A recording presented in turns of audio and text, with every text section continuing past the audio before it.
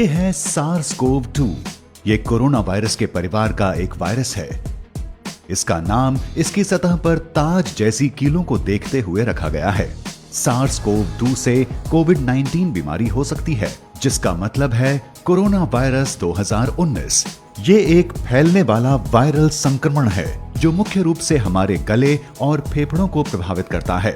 जब आप corona virus के संपर्क में आते हैं तो आपके शरीर में क्या होता है? आखिर कैसे आपके शरीर में निमोनिया पनपने लगता है? और अगर कोई टीका होता तो वो कैसे काम करता? सभी वायरसों की तरह कोरोना वायरस भी जीवित सेल यानी कोशिकाओं को संक्रमित कर अपनी संख्या बढ़ाते हैं। चलिए करीब से देखते हैं। वायरस के अंदर आनुवांशिक सामग्री या जेनेटिक मटेरियल होती है जिससे ये अपने जैसों की संख्या बढ़ा सकें। वायरस के एक इंसान से दूसरे इंसान के अंदर जाते वक्त प्रोटीन की एक ठोस परत इस जेनेटिक मटेरियल को सुरक्षित रखती है। एक बाहरी कवर होने से ये वायरस कोशिकाओं की झिल्ली यानी सेल मेम्ब्रेन को संक्रमित कर पाते हैं। इस बाहरी कवर के अंदर से प्रोटीन के कणों की कीलें निकली होती हैं। कोरोना वायरस के लिए ये कीलें यहां दिख रही कीलों से कहीं ज्यादा बड़ी होती हैं। लेकिन किसी आम इन्फ्लुएंजा का वायरस और ये नया वायरस दोनों ही अपनी इन कीलों का इस्तेमाल एक चाबी की तरह करते हैं और आपके शरीर की कोशिकाओं में घुस आते हैं। यहां ये शरीर को आंतरिक रूप से प्रभावित करते हुए नए वायरस को बनाने में लग जाते हैं। जब एक संक्रमित व्यक्ति बात करता है, खांसता है या छींकता है तो वायरस की छोटी बूंदें आपके मुंह या नाक से होते हुए आपके फेफड़ों में जा सकती हैं। एक बार आपके शरीर में आने पर यह वायरस आपके गले, नाक और फेफड़ों की कोशिकाओं के संपर्क में आ जाएगा।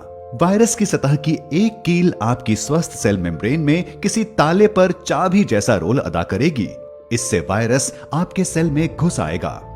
एक आम फ्लू वायरस आपके सेल की बाहरी परत से एक कवच बनाकर आपके सेल के केंद्र या न्यूक्लियस में जाता है, जो कि सबसे अहम हिस्सा होता है। इसके बाद वायरल कवच और मेम्ब्रेन मिल जाते हैं और सेल के न्यूक्लियस में प्रवेश कर लेते हैं। वहीं दूसरी तरफ कोरोना वायरस को किसी होस्ट सेल के न्यूक्लियस में प्रवेश करने की जरूरत नहीं होती। ये सीधे होस्ट सेल के राइबोसोम नाम के हिस्सों तक जा सकते हैं। राइबोसोम वायरस की जेनेटिक सूचना का इस्तेमाल करते हुए वायरल प्रोटीन बनाते हैं, जैसे कि वायरस की सतह पर रहने वाले कील। इसके बाद सेल के अंदर मौजूद एक पैकेजिंग आकृति इन कीलों को वेसिकल्स में ले जाती है, जो कि सेल की बाहरी परत यानी मेम्ब्रेन से मिल जाते हैं। वो सभी हिस्से जिनकी जरूरत एक नया वायरस बनाने के लिए होती है, वो आपकी सेल मेम्ब्रेन के ठीक नीचे इकट्ठे हो जाते हैं। फिर एक नया वायरस सेल मेम्ब्रेन से अलग होते हुए जन्म लेने लगता है। अब जब ये वायरस आपके शरीर में फैल रहा होता है तो कैसे आपको निमोनिया के लक्षण महसूस होने लगते हैं? इसके लिए हमें आपके फेफड़ों को देखना होगा। हमारे दोनों फेफड़ों में अलग अलग सेक्शंस होते हैं जिन्हें लोब कहा जा सकता है। आमतौर पर जब आप सांस लेते हैं तो हवा आपकी सांस की नली में आराम से घुसती है, जहां से ये बड़ी नलियों या ब्रोंकाई में जाती है और फिर पतली नलियों या ब्रोंकियोल्स में जाकर छोटी थैली जैसे आकार की एल्वियोलाई में जाती हैं। आपकी सांस का रास्ता और ये थैलियां लचीली होती हैं। जब आप सांस अंदर लेते हैं तो ये छोटे गुब्बारे की तरह फूलती हैं और जब आप सांस छोड़ते हैं तो ये पिचकती हैं।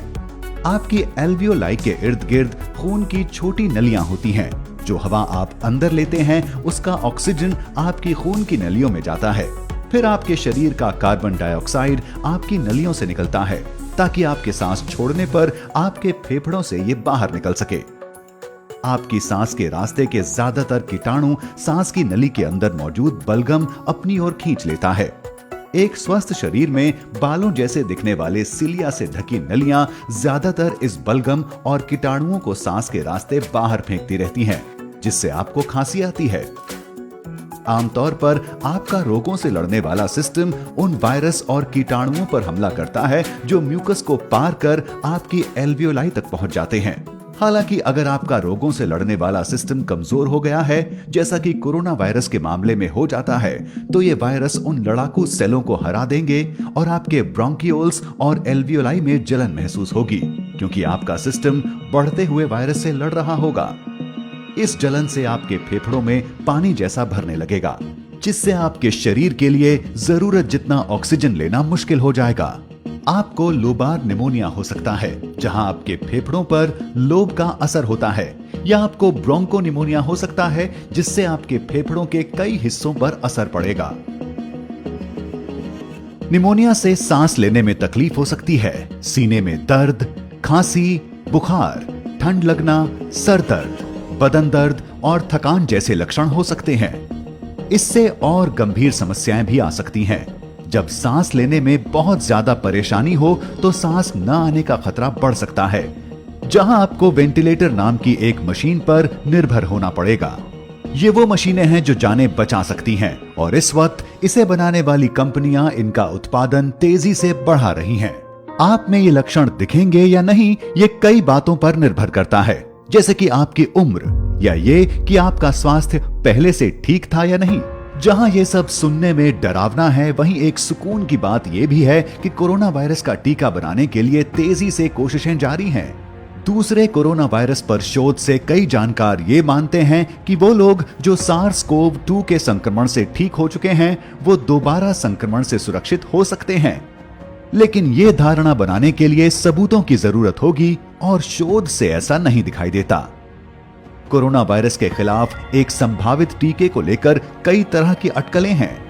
इसमें एक आम धारणा यह है कि अगर इसी वायरस के कमजोर वर्जन के टीके लगाए जाएंगे तो इससे ये वैक्सीन आपके शरीर को इस वायरस से लड़ना भी सिखा देगी, और ये इतना कमजोर होगा कि आप इससे प्रभावित भी नहीं होंगे।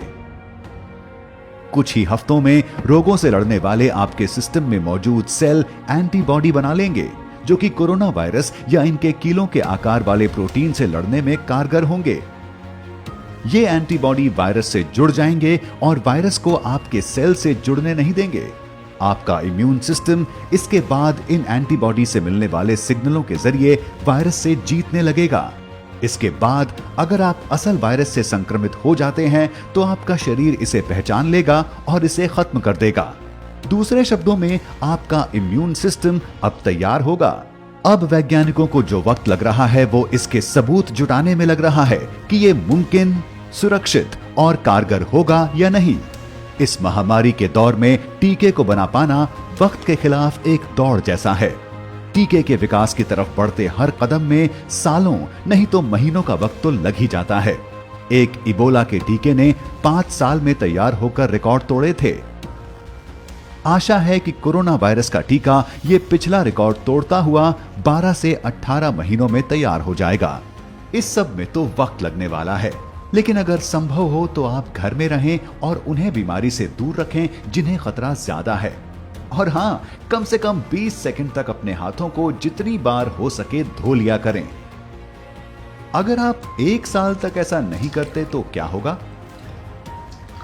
इसके लिए देखें एक और क्या हो अगर।